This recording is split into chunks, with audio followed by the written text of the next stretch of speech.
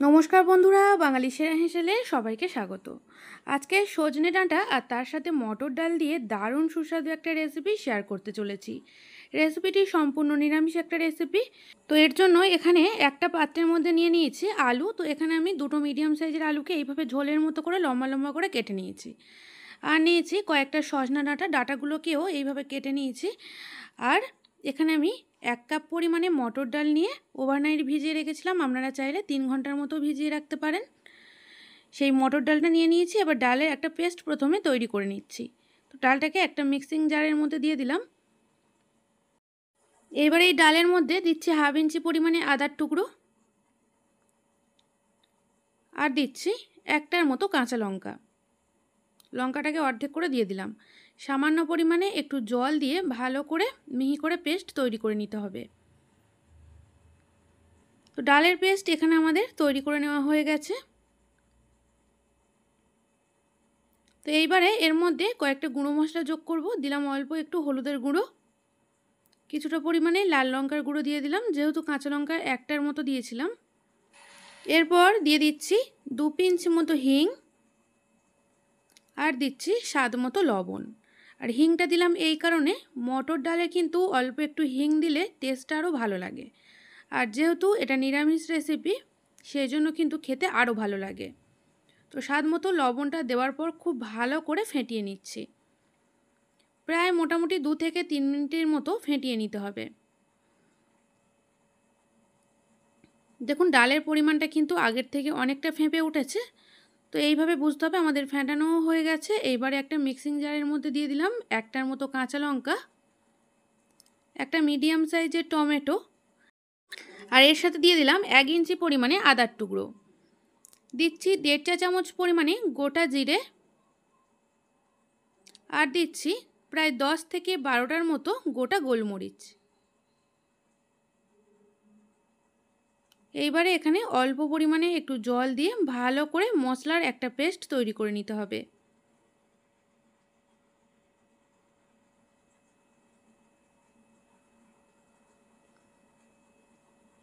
তো মশলার পেস্ট এখানে আমাদের রেডি করে নেওয়া হয়ে গেছে। দেখুন মিহি করেই কিন্তু পেস্টটা তৈরি করেছি।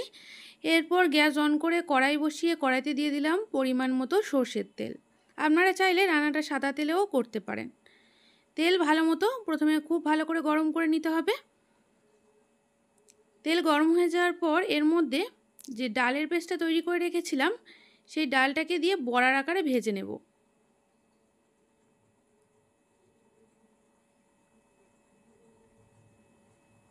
আর বন্ধুরা, এইভাবে কিন্তু মটর ডালের বড়া ভেজেও গরম গরম ভাতের সাথে খেতে পারেন। খেতে কিন্তু দারুণ লাগে।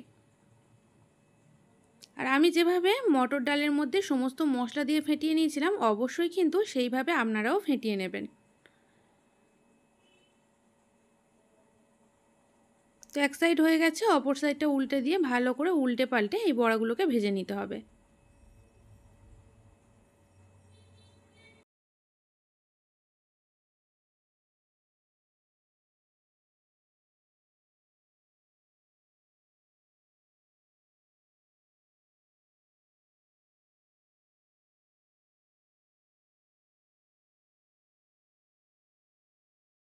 তো এই বড়াগুলো প্রায় মোটামুটি ভেজে নেওয়া হয়ে গেছে। খুব বেশি লাল লাল করে কিন্তু ভাজার কোনোই দরকার নেই।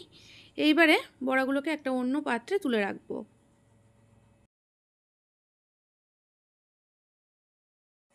কড়াইতে আবারও ফের দিয়ে দিচ্ছি 1.5 টেবিল চামচ পরিমাণে সর্ষের তেল।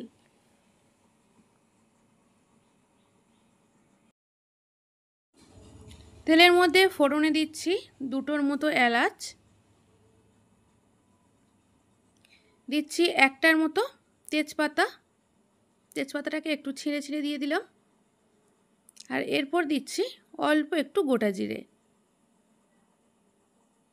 তো এইবারে গ্যাসের ফ্লেমটাকে লোতে রেখে ভালো করে ফোড়নটাকে ভেজে নেব। আর হ্যাঁ, যেহেতু এটা নিরামিষ রেসিপি, সেজন্য অল্প কিন্তু 2 পিঞ্চ মতো হিংও যোগ করলাম। তো মশলাটা ভাজা ভাজা হয়ে গেছে, সুন্দর একটা গন্ধ বেরোনোর পর এর মধ্যে কেটে রাখা আলুগুলোকে দিয়ে খুব ভালো করে আলুটাকে আমরা একটু হালকা লালচে করে ভেজে নেব।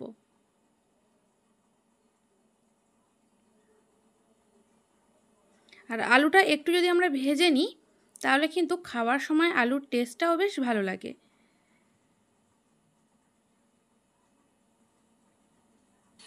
তো এখানে দেখুন আলুর গায়ে কিন্তু একটা পাতলা আস্তরণ চলে এসছে, তার মানে আলু এখানে আমাদের ভাজা হয়ে গেছে। এইবারে তৈরি করে রাখা মশলার পেস্টটা কড়াইতে দিয়ে দিলাম, দিয়ে খুব ভালো করে মশলার সাথে আলুটাকে আমরা কষিয়ে নেব।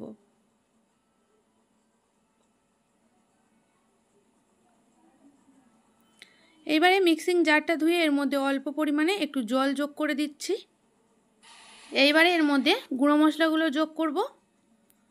তো প্রথমে এর মধ্যে দিলাম হাফ চা চামচ পরিমাণে লাল লঙ্কার গুঁড়ো, হাফ চা চামচ পরিমাণে হলুদের গুঁড়ো দিয়ে দিলাম, আর দিচ্ছি স্বাদ মতো লবণ। তো এখানে আমি কাশ্মীরি লঙ্কার গুঁড়োটা দিলাম না, আপনারা চাইলে কিন্তু কালারের জন্য 1 চা চামচ পরিমাণে কাশ্মীরি লঙ্কার গুঁড়ো যোগ করতে পারেন।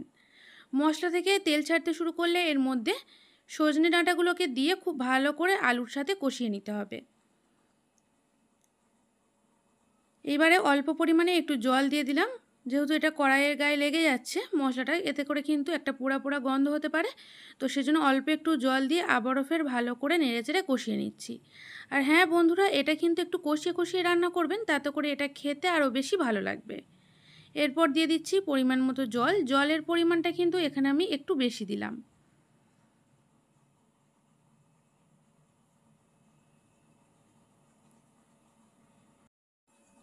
ঝোল এখানে ফুটতে শুরু করেছে। এইবারে ঢাকা চাপা দিয়ে প্রায় মোটামুটি 7 থেকে 8 মিনিটের মতো হতে দেব। 7-8 মিনিট পর এখানে আমি ঢাকনাটা খুলে নিলাম। খুলে নিয়ে এর মধ্যে দিয়ে দিচ্ছি ভেজে রাখা বড়া। আর আলু কিন্তু সেদ্ধ হয়ে যাওয়ার পর তবেই এর মধ্যে বড়াগুলো যোগ করবেন। তার আগে যদি এর মধ্যে বড়াটা দেওয়া যায় তাহলে কিন্তু বড়াটা ভেঙে যেতে পারে। যেহেতু ডালের পেস্টটাকে আমি খুব ভালো করে ফেটিয়ে নিয়েছিলাম, বড়াটা কিন্তু খুব সফট হবে, সেই জন্য একটু দেরি করে দেবেন। এইবারে বড়াগুলো দেওয়ার পর এর মধ্যে টেস্টটাকে ব্যালেন্স করার জন্য কিছুটা পরিমাণে চিনি যোগ করছি। তবে এখানে চিনি যদি কেউ দিতে অপছন্দ করেন তাহলে কিন্তু চিনি নাও দিতে পারেন। চিনি দেওয়ার পর মোটামুটি প্রায় মিনিট 2 মতো নাড়াচাড়া করে নিলাম। এইবারে ঢাকা চাপা দিয়ে আরও মোটামুটি 1 থেকে 1.5 মিনিটের মতো রান্না করে নিয়েছি। তো বড়াগুলো দেওয়ার পর কিন্তু টোটাল খুব বেশি হলে 2 থেকে 3 মিনিটের মতো রান্না করবেন, তার থেকে কিন্তু বেশিক্ষণ রান্না করবেন না। সব শেষে ওপর থেকে অল্প একটু গরম মশলা গুঁড়ো ছড়িয়ে দিলাম, আর দিলাম 1 চা চামচ পরিমাণে ঘি। তো যেহেতু নিরামিষ রেসিপি বন্ধুরা, শেষে তো একটু ঘি আর গরম মশলা গুঁড়ো দিতেই হবে, তবেই কিন্তু স্বাদটা আরও বেশি ভালো লাগবে। তো এখানে আমাদের রান্না একেবারে তৈরি। এইবারে গরম গরম পরিবেশন করছি। আর বন্ধুরা, যে কোনো নিরামিষ দিনে সজনে ডাঁটা দিয়ে একবার এই রেসিপিটা বানিয়ে দেখুন, গরম গরম ভাতের সাথে কিন্তু আর কিছুই লাগবে না। আর রেসিপি ভালো লাগলে লাইক শেয়ার কমেন্ট করে দেবেন, আর নতুন বন্ধু হলে অবশ্যই করে কিন্তু চ্যানেলটি সাবস্ক্রাইব করে দেবেন। সবাই ভালো থাকবেন, সুস্থ থাকবেন, ধন্যবাদ।